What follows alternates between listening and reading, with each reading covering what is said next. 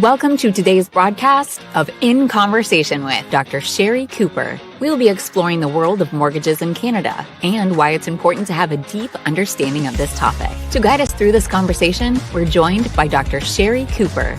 Dr. Cooper is a renowned economist, financial expert, and best-selling author with over 30 years of experience in the industry. She's also the chief economist at Dominion Lending Centres, Canada's largest mortgage company. In this episode, Dr. Cooper will provide us with valuable insights and expert analysis on the current state of the Canadian housing market, the impact of interest rates on mortgages, and the importance of working with a trusted mortgage advisor. We'll also delve into the services offered by Dominion Lending Centres and why they're an invaluable resource for anyone looking to purchase a home or invest in real estate in Canada. So whether you're a first-time homebuyer, a seasoned investor, or simply interested in the world of finance, this broadcast is sure to provide you with valuable information and insights that you won't want to miss. So sit back, relax, and join us as we dive into the fascinating world of mortgages with Dr. Sherry Cooper and your host, the president of Dominion Lending Centres, Eddy Cocciollo.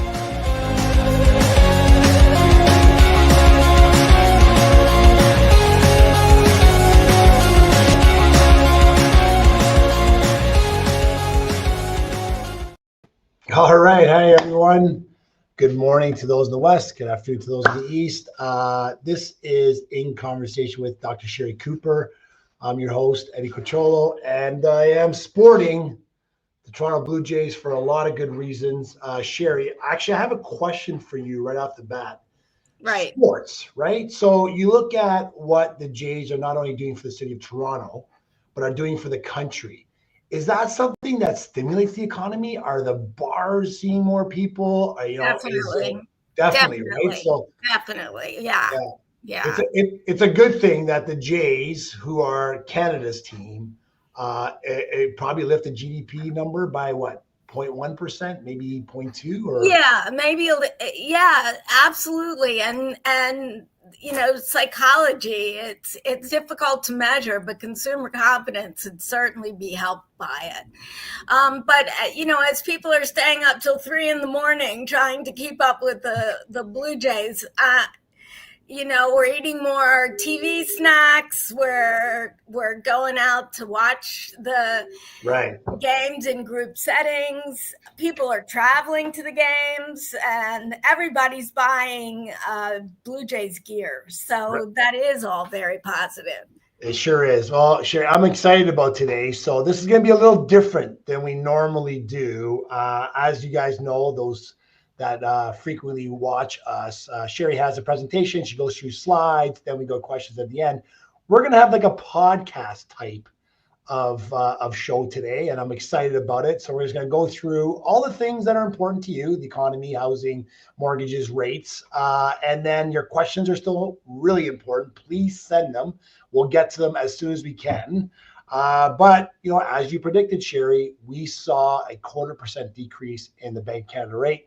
Not a surprise. I think the governor, the Bank of Canada, did say that there's a lot of economic pressures that would have caused the 0.25 point. So I got a question for you. Do you think that rate cut is sufficient to offset all of the structural damages that the Cliff Macklin talked about? Or is there further easing that you're expecting because it's just not enough? Well, Eddy, I think we're almost there, but we're not there yet. I read the monetary policy report, the first one out since January, really, and very carefully to see what exactly is the bank thinking. The Bank of Canada is forecasting muted growth in the second half of this year, but a bit stronger than what I expect we're going to see. They say that they wanted to take interest rates down to the lower end of the neutral band. A neutral overnight rate is by definition one that is neither expansionary nor contractionary. Mm-hmm. So it's a non-inflationary level of interest rates. And I think the economy is going to need more stimulus. I expect at the December 10th meeting that they'll take the overnight rate down to 2% and hold it there for a little while just to see what happens next year. But I mean, looking at the data, it's hard to exaggerate just how important these trade differences are for Canada. Canada is far more dependent on trade than most other countries, and we've been blessed with the proximity to the United States, but now we see that U.S. trade is not something we can count on, at least not with Donald Trump as president. And it represents about a quarter of the economy. It's really quite remarkable when you look at Canadian exports of goods and services. 75% of those exports go to the United States, and in total, they represent about 34% of the economy. So, the biggest industries, I know I'm from Brampton, so I live in Brampton, Ontario, and they just shut down a Chrysler manufacturer plant that has been doing it in Brampton for 30 plus years. So the auto industry is definitely going to be hurt. We know that the lumber, aluminum, and steel is a big deal, and these trade negotiations are just not going well. It doesn't help that Doug Ford is putting together has put a commercial through the U.S. talking about Ronald Reagan and what tariffs do, and as you know, Trump has decided, well, that's not cool. So I think I'll just shut down any trade talks, and that's not great for us. And then imposed a potential increase in 10% in the actual tariffs on anything that's not under the free trade agreement. Yeah. I mean, I don't know that the Doug Ford advertisement really makes all the difference. And Trump, no doubt, will change his mind again, and then probably again and again. But nevertheless, I mean, what we see is this free trade agreement that's been in existence since the 1990s, and before that, the Auto Pact. It seems to be up in the air entirely. And I'm fearful that when it comes time to renegotiate CUSMA, or what the U.S. calls the USMC, MCB, he could easily walk away from this. And by easily, I don't mean that the U.S. would therefore be unaffected, but he doesn't seem to much care. And more than that, I do truly believe that if he had his wish list, he would generate or create some entity by which Canada becomes part of the United States. Oh. And that's because we are rich in so many products that the U.S. does not have. Right. And because we are really blessed with lots of water power. Hydroelectricity is so important. We have natural resources, of course. We do have some very important strategic materials like rare earth minerals, as well as copper and much less expensive aluminum, because so much energy is used in the production of aluminum, and our hydroelectric costs are lower than the U.S. And what we've seen so far, Eddy, is that the regions of the country that are most impacted by the trade sectors that have been targeted are where we're seeing the most pain. So as you mentioned, it's in automobiles, it's in softwood lumber, copper to some extent, for sure, steel and aluminum. A 50% tariff there might as well be a blockade. And Hamilton, Ontario has seen a big rise in unemployment. In fact, all of the different parts of the GTA that are auto centers like Oshawa and Brampton have experienced layoffs, and more to come. And you're talking about in your data, unemployment insurance increased, or employment insurance, it's now called, has increased in the cities like Oshawa, 53%, Windsor, 34%, Vancouver, Montreal, and the list goes on. So all these affected cities, especially around auto and those other sectors, now are seeing the unemployment rate rise. Right. And similar to the pandemic, the Bank of Canada knows that this situation is not business as usual. This isn't just a normal cyclical monetary policy action. This is an extraordinary monetary policy action in the face of a very high impact development that was not predicted. And you might as well at this stage say that Trump has ripped up the free trade agreement, because it certainly appears to be the case. And in the meantime, between when it's renegotiated, we are unfortunately going to have to deal with all this uncertainty, and uncertainty has made people blind to the opportunities that are out there.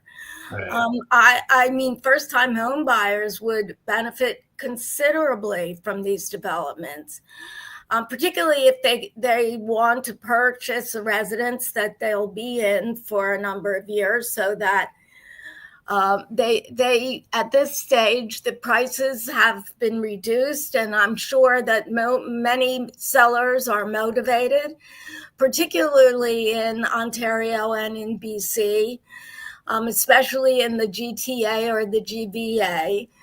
But we have seen housing become more affordable because of this surge in new listings and a massive decline in home sales. Right. That's the silver lining, right? Is, now first-time home buyers have a chance, and, move up or move down buyers that, are particularly fond of an area, where before they had to quickly put in offers or they would lose them. Now they can take their time. So there is a silver lining in the slowdown, but unfortunately, prices are coming down in some centers.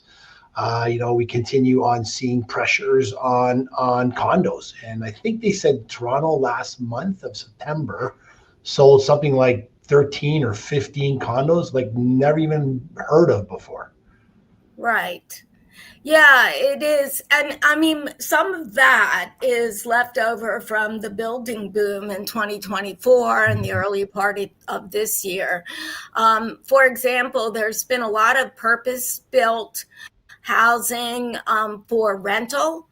And as a result, rents have come down, which is good news. And, we're seeing mortgage rates have come down, which is also good news. But I guess if you're in a sector that is trade sensitive, you're not thinking about buying. And if you're not, I think, unfortunately, people have a mindset that interest rates could fall dramatically from here. And that's not the case. We are not going back to a pandemic level of interest rates. Remember, the overnight rate now is 2%. It was 25 basis points, 0.25% in the depth of the pandemic. We're not going there. Prior to the pandemic, the overnight rate was at 1.75%, and we're pretty close. We're only 50 basis points away from that now. Amazing. And I do think we'll see the rates decline further. And even if the bank were to hold off in December, we might well see market-driven interest rates come down.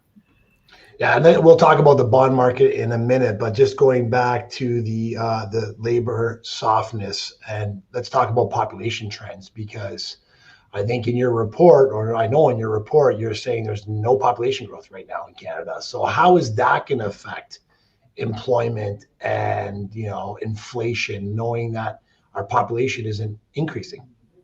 Right. I mean, we did see surging population growth up until about, 4 or 5 months ago.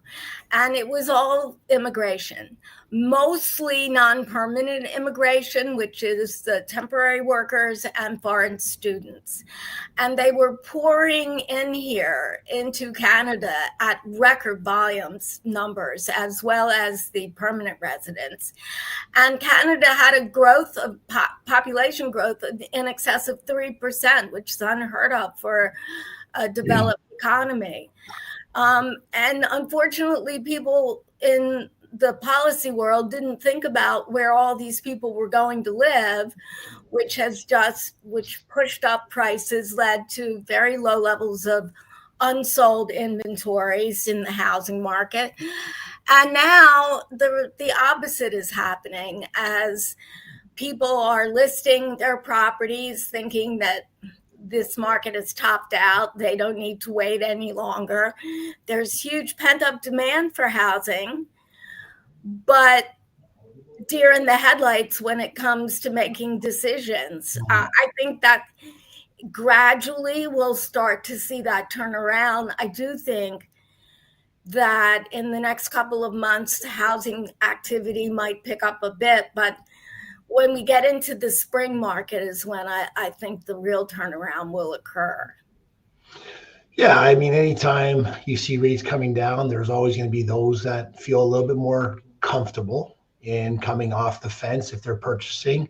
We still have a big refi, coming up. 60% of all refinances are coming up in the next sort of 12 to 18 months. So, an opportunity to see a little bit more competitive rates in that environment, which is going to be very helpful. And, if you are refinancing or renewing in the next 12 to 18 months, great idea to talk to a mortgage professional at Dominion Lending.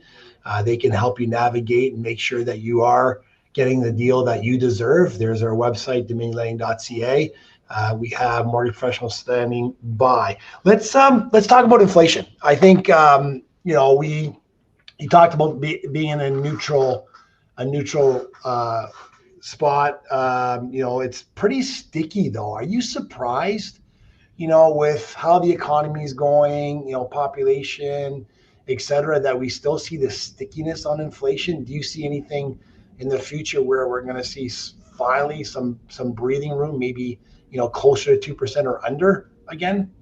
I do. I mean, listen, you can't have such a large proportion of the economy slow and not see the effect on the most especially the labor market.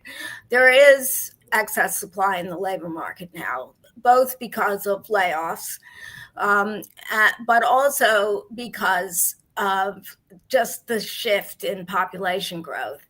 And so the bottom line on the weaker population growth is it should mean lower interest rates than otherwise and lower inflation than otherwise. Because new residents spend money. And when we look at per capita GDP, we're already in recession. I don't expect that we're going to see a full-blown recession. However, I think that when we get the third quarter GDP figure, it will be a positive number, but a very small positive growth rate in the third quarter. And that's what the Bank of Canada is pinning their hopes on. And they said that they believed that interest rates were at the right level for now, assuming that their forecast in the monetary policy report comes to pass. Well, they're forecasting 0.75% growth in the third quarter, and I think it's going to be a bit below that. But all in, there's no question that monetary policy can only go so far to help in this situation. The other piece of the policy wagon is fiscal policy. Right. And certainly Carney has made it very clear that he is planning a budget that will take Canada into this brave new world of less free trade with the United States. I think that's the only way to put it. And getting from here to there isn't going to be easy. And the fiscal stimulus that's going to come will be enormous. And that, again, is another uncertainty, whether or not long-term interest rates can withstand big increases in government capital spending, particularly for things, big infrastructure programs. Right. I got Len Lean. He's asked you a question. We go right to politics. Hey, Len, nothing like it. What happens if there is a vote of non-confidence and a new election happens? What are your thoughts? Will there be a change? That won't be good. That's not a good thing. It just means more uncertainty, more expenditures for another election so soon after the last one. I think that it behooves everyone in Parliament to agree that Canada does not need another election right now. And by right now, I mean in November, December, January, February. We need to move forward in terms of developing trade policy with all countries in the world, and of course, most particularly the United States, as when Trump gets back around to Canada again. But don't you think, Sherry, though, Canadians expected Carney to do a better job in the trade talks? I mean, that's what his platform was. He was the guy. And are Canadians losing confidence in our leader? Like, wouldn't that be, subject to change? I can't remember the last. It's like, honestly, no, Carney hasn't had a chance yet. Like, this is, we're dealing with Donald Trump. Okay. And we're dealing with a man who really does believe that somehow he has the right to take over any aspect of the global trade story that he wants, that it's up to him to determine what happens. And he doesn't feel any sympathy towards the other parts of the world, nor does he feel in any way committed to the very trade policy that he signed into law back in 2018. I mean, it's bizarre that he doesn't care, but clearly the U.S. can't be depended upon to keep their word, even in a contract. It's like the equivalent of countries that nationalize different industrial sectors. Remember, Trump has already bought stock. The U.S. government has bought stock in Intel. That in itself is unheard of. So, the rules have been broken, and as a result, Canada's got to react quickly. Now, I mean, it's possible we could see an election, in which case it means that the Liberals didn't get another party to help support the upcoming budget.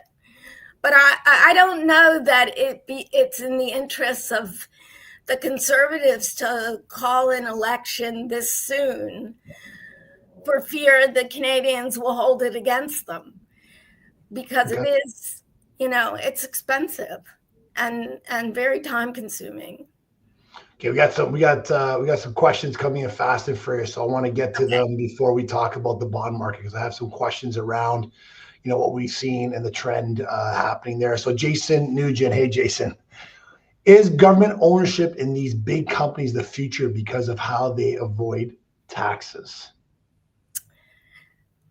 Well, I don't think the way that government should get involved in industrial policy, meaning government shouldn't pick winners and losers. Right. There's really, I mean, we've been in support of free economic growth and activity, that we don't want a government-controlled economy. And capitalism may have its faults, but it's better than the alternative. And we'll see. Now, I mean, this has all become red hot political fodder within our country.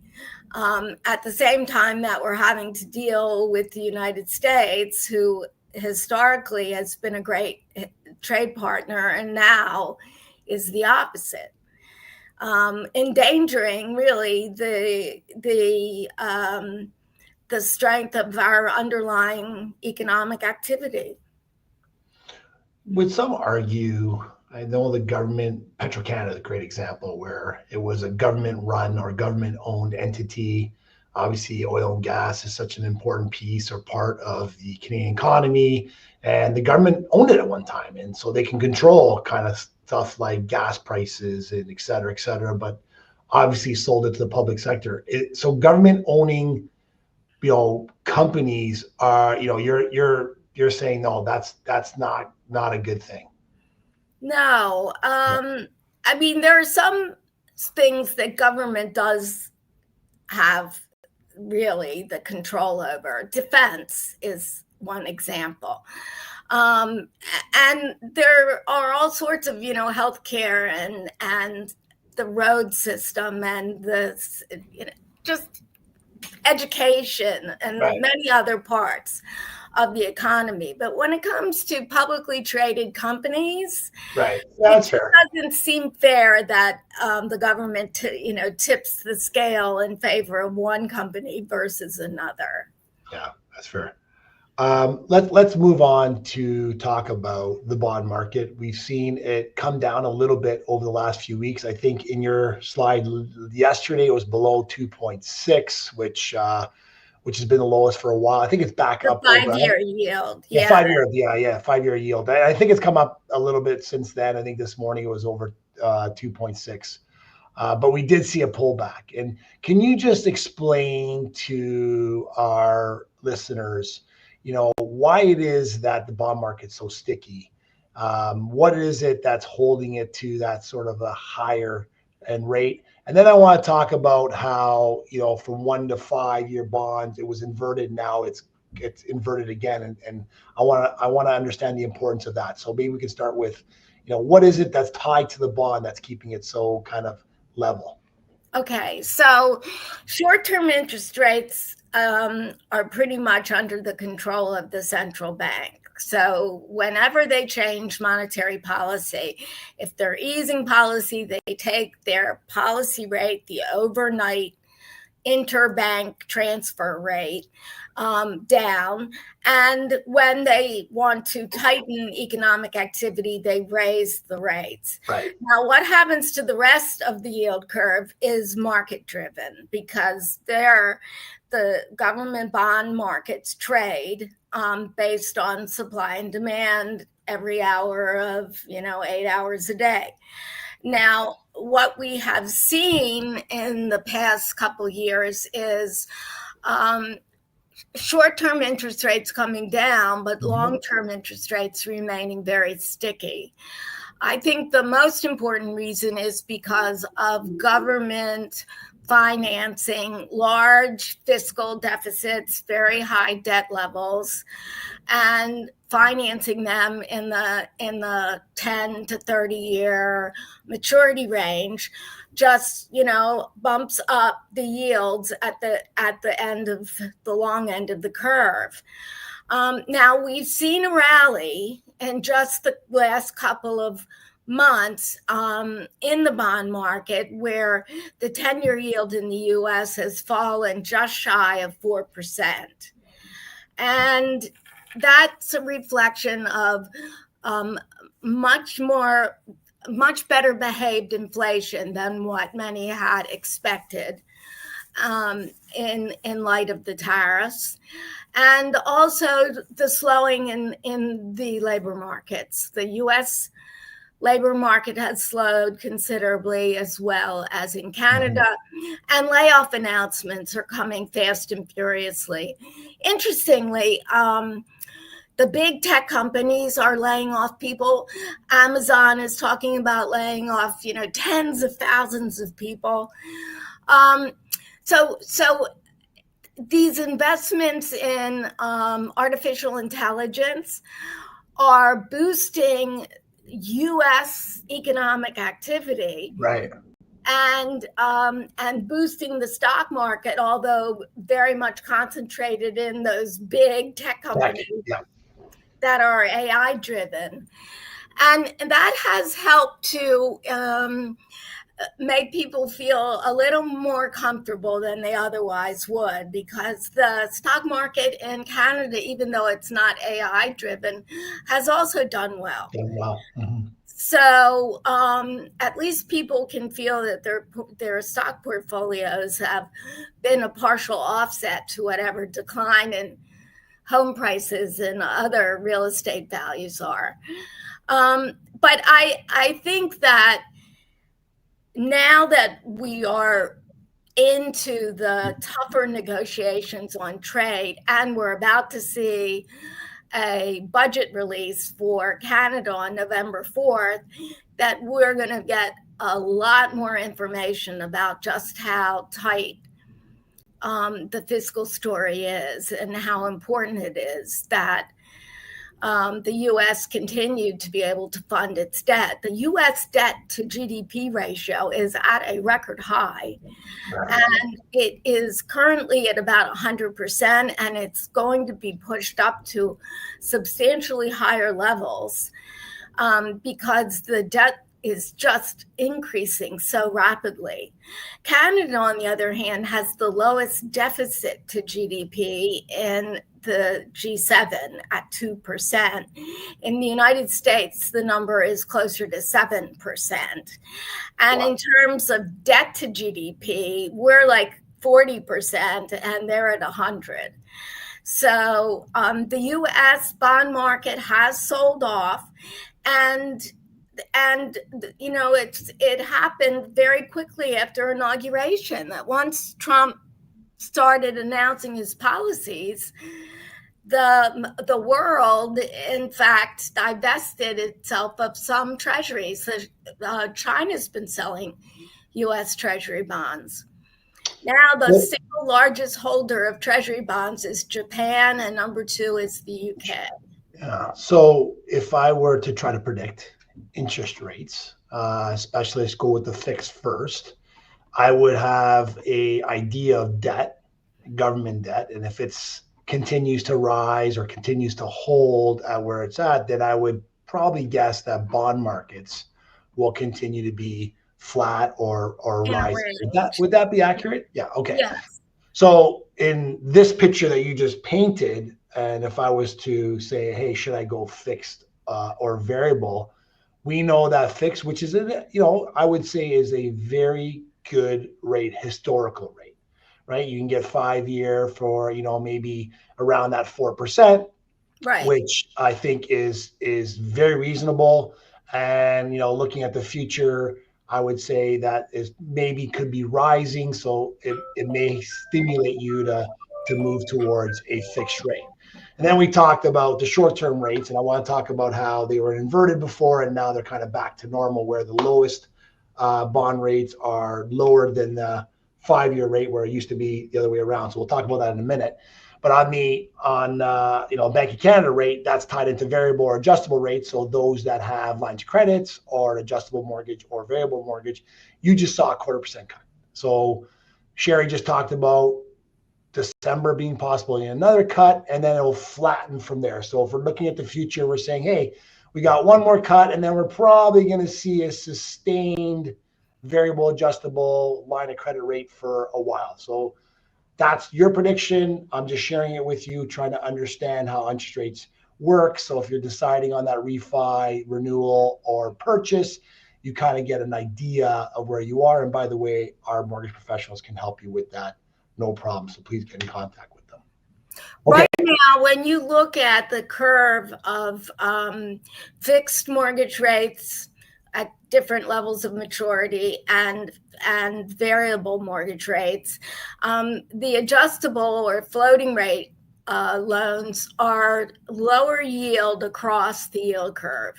However, only by a slight amount.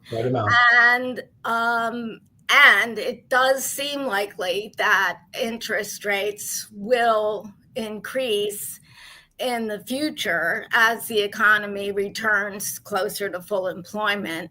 And so it's not a slam dunk the way it was back in 2022 when people could get 1.75% long-term mortgage fixed. Yeah, it was like 1.59, 1.69, variable rates at 0.99 with depending on discount. Yeah, it was wild west back then. But I think those days are over. Over. And I mean, barring another pandemic, we're not going to see that again. Right. And so it shouldn't be considered that that's the new norm. It's not something people should be waiting for because it's not going to happen. Well, that's why I wanted to go through. Yeah, I wanted to go through that exercise so people get an idea that sort of is predictable, but it's not. Obviously, a pandemic, war, geopolitical, all these factors could come in all of a sudden and affect interest rates. So don't get me wrong. Nothing is guaranteed. But it gives you an idea. Hey, you know what? Where should I put my mortgage? Should I go fixed versus variable? Now let's talk about the inversion that we were experiencing for quite a bit of time, where the 1 year or short-term rates were a little lower than the long-term rates. So can you explain how it is normally, which we're in that normal range now, and why it inverted in the past? Well, typically an inverted yield curve is a precursor to a recession. So it means, it results in recession because longer term bond yields being higher than shorter term interest rates makes it expensive for businesses to invest. It makes it expensive for consumers to buy big ticket items like housing and automobiles, and it slows economic activity. But we aren't in that situation now, and economic activity has been slowed by this extraneous force called, tariff mania, Donald Trump style. And he doesn't appear to be backing away from this. The other thing is the U.S. has garnered enormous inflows of funds paying these duties and tariffs, and that will help at least at the margin to reduce some of the borrowing in the government bond market. Only at the margin, though. It's nowhere near enough to offset what's going to be big tax cuts in the United States, and also big cuts in healthcare expenditures. The political fallout from that hasn't been felt yet, but it's coming. And that's another factor in the U.S. that could lead to even more aggressive easing by the Federal Reserve. We got all of our questions around Trump. Do you want to say? Sure. I mean, listen, I can't read the man's mind. I don't think anyone can. I'm most people know I'm a dual citizen. I was born and raised in the United States. I am shocked at what's going on, just like so many other people. But as much as we think his popularity may be waning, and there have been lots of demonstrations, the No Kings demonstration, evidently millions of people came out for that. Having said it, though, it doesn't appear anywhere at this stage that we're going to see a big improvement for the Democrats, even in the midterm elections, frankly. We really need, there's no real leadership on the other side, and there's nobody in the Republican Party that seems to be willing to talk some sense into Donald Trump. Fair. Let's go to a couple questions here. Let's go to Jason Hemelek, who has a question around U.S. comparing it to Canada. So, Sherry, is the mechanism the same in the U.S., or do they rely more on interest paid on deposits to influence borrowing rates? No, they use the repo market similar to what Canada does, and so the overnight rate is determined by the central bank, and the bank rate comes off of that. Deposit rates are priced off of that, Okay. but the longer term end of the yield curve is market driven. Okay, let's go to Chris Murphy, who says, if Trump continues to sow confusion, do you expect there might be a flight to safety in Canada bonds, low debt compared to others instead of gold? Yes, and we've seen some of that. I mean, Okay. look how much lower Canadian interest rates are than U.S. rates Right. across the curve. And that's not typical. In fact, historically, back in the 90s, the bad old days, our rates were much higher than in the United States. Okay, let's go to Carlos. Hey, Carlos, hope you're well. His question is, giving all the macroeconomics, what is your opinion about the real estate market, 416 condo crash, and the decline in prices in general homes in the Golden Horseshoe? Is the condo crash going to last? Are the home prices, will they keep going down for long? So, I mean, that's the sort of $1 million question is, are we going to see a sustained decrease in condo prices? And let's call it the condo crash, because let's call it what it is, especially the GTA and GVA. And then are we going to see home prices keep going down for long? I don't think, long is what is long. I think that we're going to see a sustained softening in price negotiations, that sellers have been on the market long enough now that they are willing to negotiate. People are making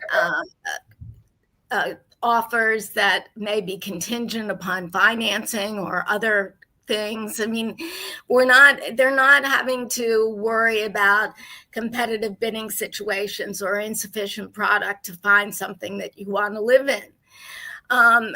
Having said that, though, I have no doubt that over time, demand for housing will continue to be strong, but we've had a one-shot shift downward in that demand as a result of the change in immigration policy. Yeah, and I think, there's opportunities, right? That's what this is. I think you have a chart where there's buyer markets, which Toronto and Vancouver have entered into that buyer market segment. And then, of course, every other province is probably in that balance. I don't think there is a seller's market in the country right now, Sherry. I mean, unless there is, you can let us know. But, when you're in a balanced market, that's healthy, right? That means that, the buyers and sellers are meeting in the middle, so to speak. But, you don't really want too long of a buyer's market. It's nice to have right now, especially for first-time home buyers, but there's opportunities. If you're moving up or moving down, it's all relative, usually, right?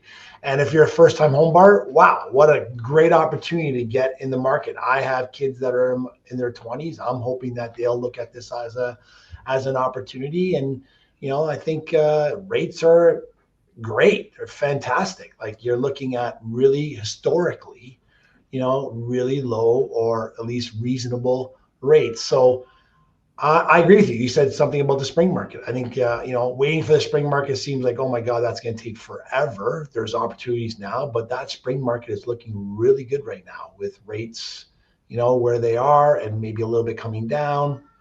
There's opportunities coming up. Those renewals or refinances are looking better.